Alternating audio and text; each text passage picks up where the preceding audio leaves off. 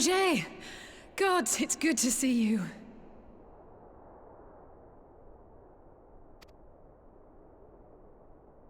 Would that our meeting were under happier circumstances. I judged the voice sufficient cause for concern even before you sent word of its effect on our comrade. You heard it too, then? Aye. And all but certainly at the selfsame instant. Alas, pained as I was, I could make little sense of what few words did then reach mine ears.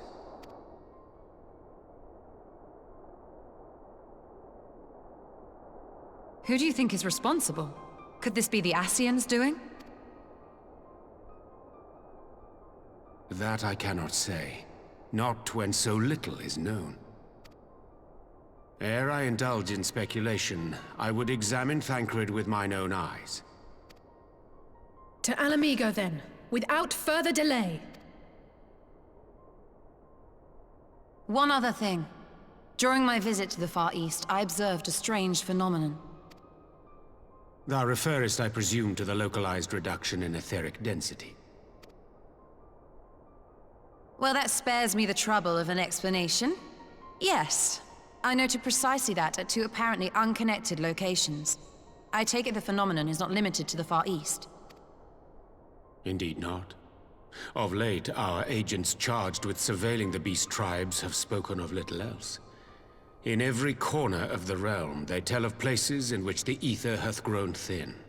Naturally, my suspicions first turned to primal activity, but the areas thus affected betray no evidence of summoning. I must confess to being quite perplexed. If the same phenomenon is being observed in multiple locations on opposite sides of the world, we may safely discount regional factors. Needless to say, this warrants further investigation.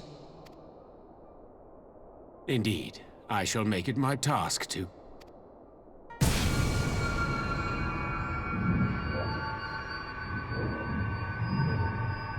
The voice. It calleth to me once more.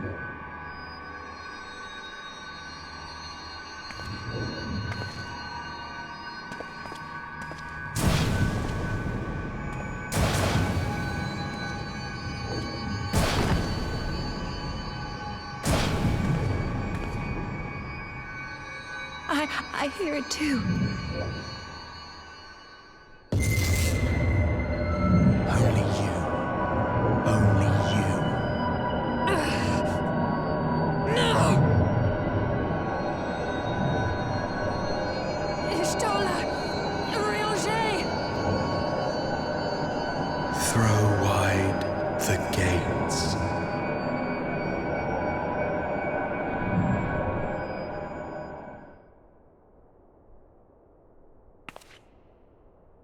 No! No, this can't be happening!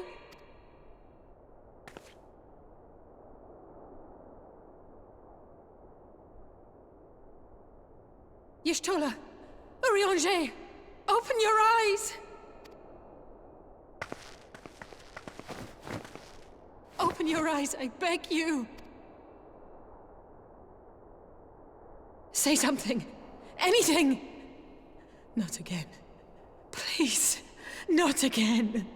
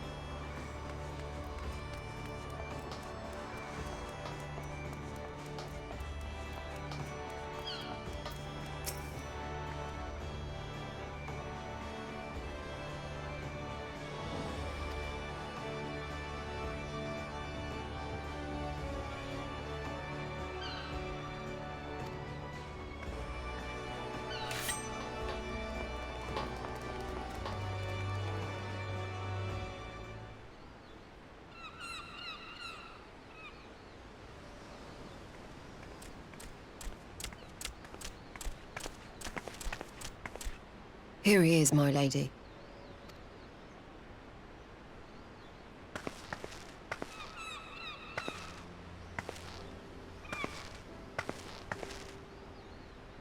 Gabu, it's been too long.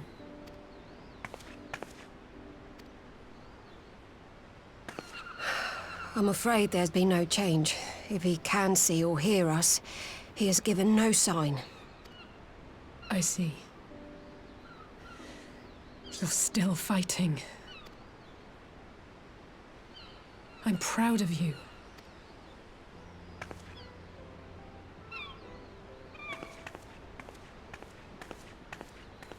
We promised that we would come and visit you together, didn't we? Alphino and I. I'm sorry that we haven't managed that yet. You know, with the three of us like this, does it not remind you of that night? Of the stars beyond count twinkling in the heavens?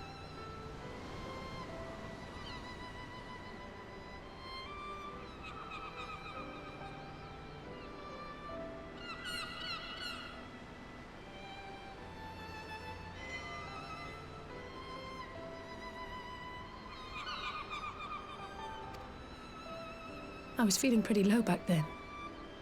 Powerless. But I knew that my brother was close by if I needed him, and that the others would be waiting for me back at the Rising Stones. Not like now.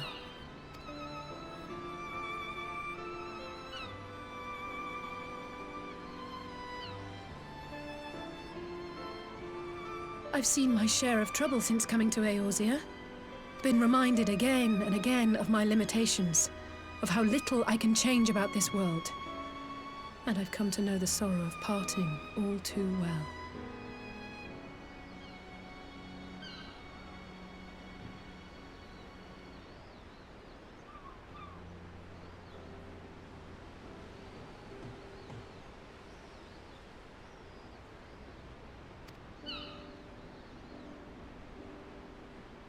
But to have the people I hold dear struck down before my eyes, and be powerless to help them, that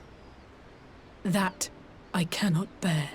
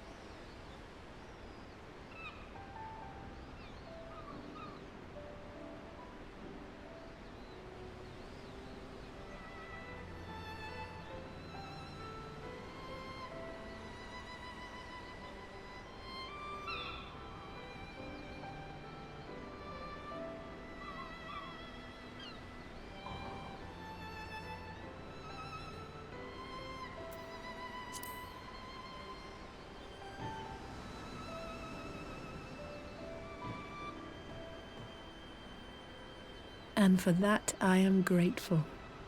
I don't know what I would do without you.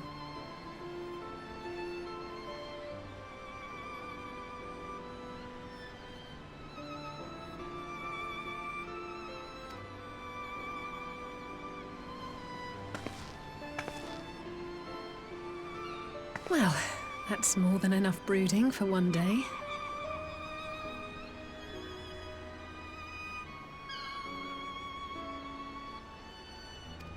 Come on. We have friends to save.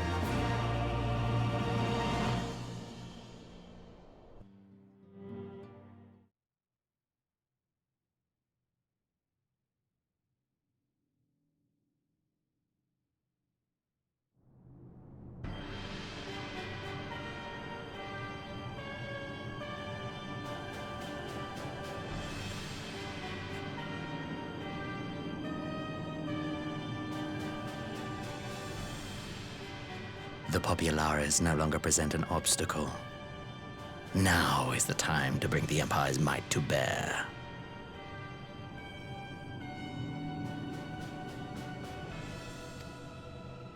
A word from your Radiance is all it takes. But one word, and the Imperial army will fall upon Alamigo as a pack of bloodthirsty wolves and tear that feeble nation apart.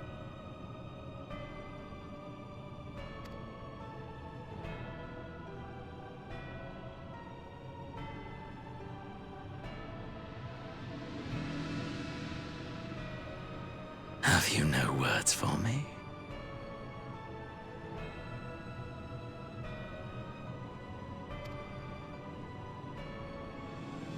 Despite the lengths I go to, an emissary playing the part of a fool.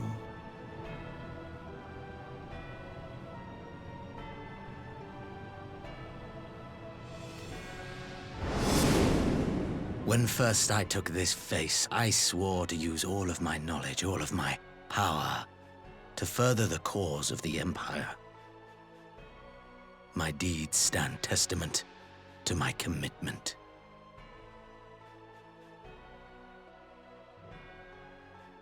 And with this adamant flesh at my disposal, I could destroy the Icon Slayer as easily as one might swat a fly.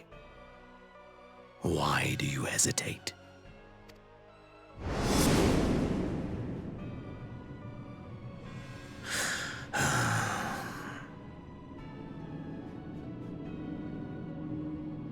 Our enemy is resourceful. Though victory is certain now, it will not remain so indefinitely.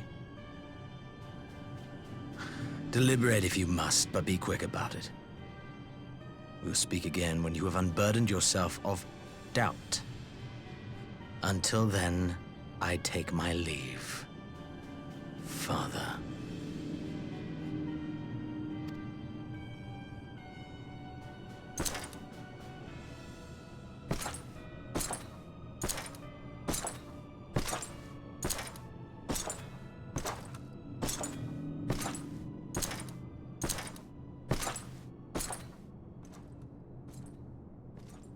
I should be the one to sigh.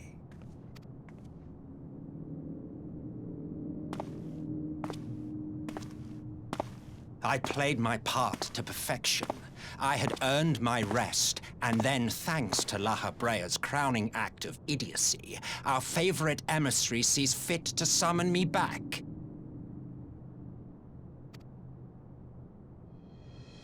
Elidibus was ever a warrior. A most tiresome trait, would you not agree?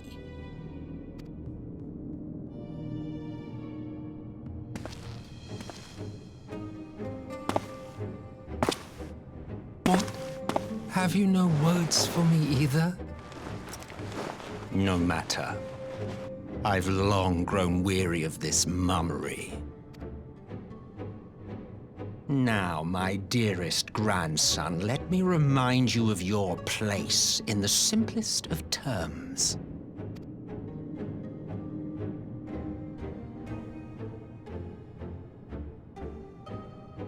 You do not make judgments, you administer them.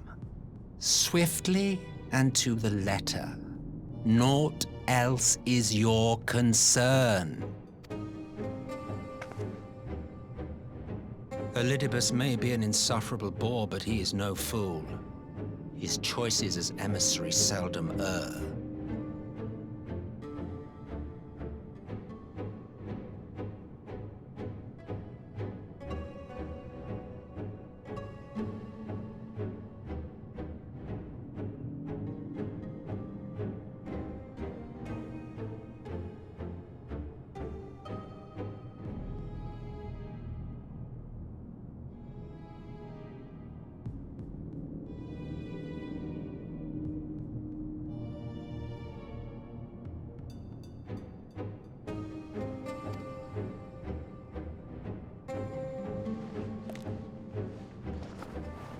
If aught threatens the balance twixt light and dark, it falls to you to remove it.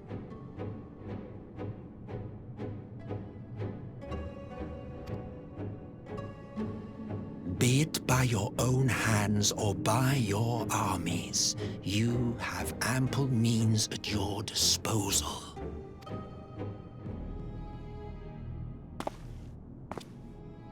That is why this empire exists, why I built it! Oh dear, have I touched a nerve? You always were an easy one to read. I pity you, I do. As they say, ignorance is bliss. And I know how much happier you would be not knowing the things you know. The Founding Father was an Ascian, and he created the Empire solely for the purpose of sowing the seeds of chaos.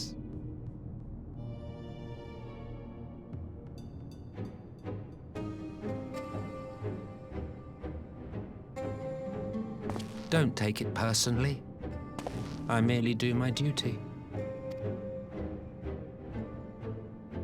To bring about a calamity requires no small amount of power, and there is no surer way to obtain such power than by collecting powerful pawns. To that end, I have labored long and hard, and I must say I am quite pleased with my handiwork, paltry though it seems in comparison to Alag.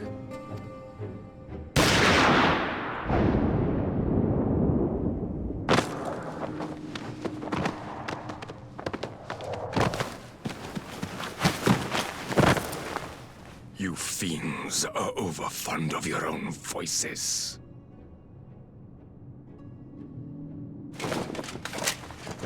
Mark me, Ascian. Man is the master of his own destiny.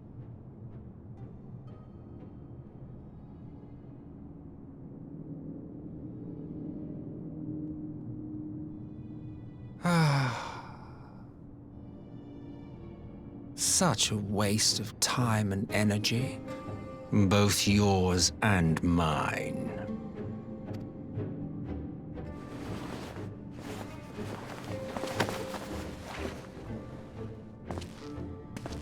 Lest you forget you are Emperor now. If you wish to spout drivel about man's destiny, save it for the masses. It will serve to give them a sense of purpose, and you pliant pieces for the game.